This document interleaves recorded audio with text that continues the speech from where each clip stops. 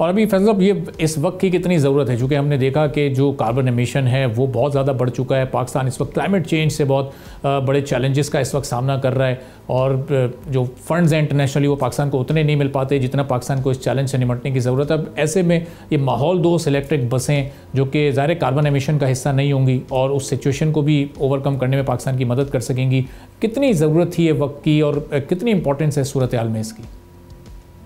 देखें, ये हमारा तो कदम है, एक फ़र्स्ट स्टेप है ये दिखाने का बाकी ट्रांसपोर्टर्स को भी कि ये कदम लिया जा सकता है। और ट्रांसपोर्ट का एक बड़ा एक इशू है क्लाइमेट चेंज पे, उसका इम्पैक्ट काफ़ी आता है।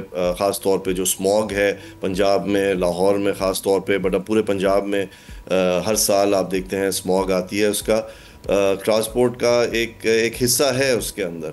तो हमारी उम्मीद तो यही है कि ओवर टाइम जैसे इलेक्ट्रिक व्हीकल्स आएंगी, इलेक्ट्रिक बसेस, फिर 2 व्हीलर्स 3 व्हीलर्स भी इंशाल्लाह इलेक्ट्रिक होंगी, तो एक आपके स्मॉग में जो पंजाब में हर साल आता है उसमें बड़ा फ़र्क पड़ेगा और क्लाइमेट चेंज ओवरऑल में भी इसकी एक कंट्रीब्यूशन होगी। और ट्रांसपोर्ट का एक फरीज़ा है कि वो क्लीन और ग्रीन की तरफ जाए और इस सिलसिले में ये हमारा पहला कदम है जी। और फैज़ल साहब ये पूरा जर्नी कितना चैलेंजेस से भरपूर रहा, कितनी मुश्किलात इसमें रहीं और अब वो तमाम की तमाम ओवरकम हो चुकी हैं, चूँकि अब तो हुकूमत भी एक टारगेट सेट कर चुकी है कि अगले 5 साल में जो ट्रांसपोर्टेशन सिस्टम है वो 30% EV पर शिफ्ट होना है। तो इसमें हुकूमत की कितनी सपोर्ट रही, कितनी मुश्किलात आई आप लोग को ये कामयाबी हासिल करने के लिए? देखिए, यहाँ पे बेसिकली तो 2 इश्यूज़ हैं। एक तो टेक्नोलॉजी का इशू है और वो टेक्नोलॉजी का इशू बहुत तेज़ी से हल हो रहा है।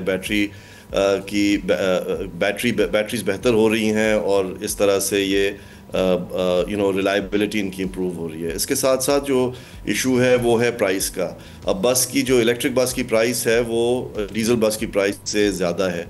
लेकिन हुकूमत ने एक बहुत ही अच्छे कदम लिए हैं। एक तो ये है कि उन्होंने कस्टम ड्यूटी और सेल्स टैक्स इलेक्ट्रिक बसेस पे बिल्कुल कम कर दिया है। तो इसकी वजह से जो डिफरेंशियल है इलेक्ट्रिक बस का और डीज़ल बस का वो बिल्कुल कम हो गया है। इसके साथ साथ अभी नई पॉलिसी के तहत जो कुछ महीने पहले ही अनाउंस हुई है, इलेक्ट्रिक चार्जिंग का जो टैरिफ है वो कम किया गया है। तो अब ये है कि जो इलेक्ट्रिक बस जो चलेगी उसकी जो फ्यूल कॉस्ट है वो डीज़ल के मुकाबले में काफ़ी कम होगी। तो इन दोनों इक़दाम की वजह से जो लाइफ साइकिल कॉस्ट है जो ज़्यादा है, जो अपफ्रंट प्राइस जो ज़्यादा है इलेक्ट्रिक बस की, वो लाइफ साइकिल कॉस्ट इसकी बहुत जल्द ही कवर हो जाएगी क्योंकि फ्यूल की कॉस्ट में इतनी सेविंग्स होगी।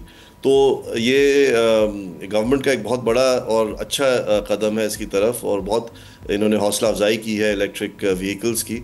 तो इन दोनों एरियाज़ में, टेक्नोलॉजी में भी और गवर्नमेंट की सपोर्ट से, हमारा तो ख्याल है कि बहुत जल्द ही इंशाल्लाह electric vehicles, buses and other modes of transport बहुत जल्दी आपको सड़कों पर नजर आएंगी। सब्सक्राइब करें और बेल दबाएं ताकि कोई खबर रह न जाए।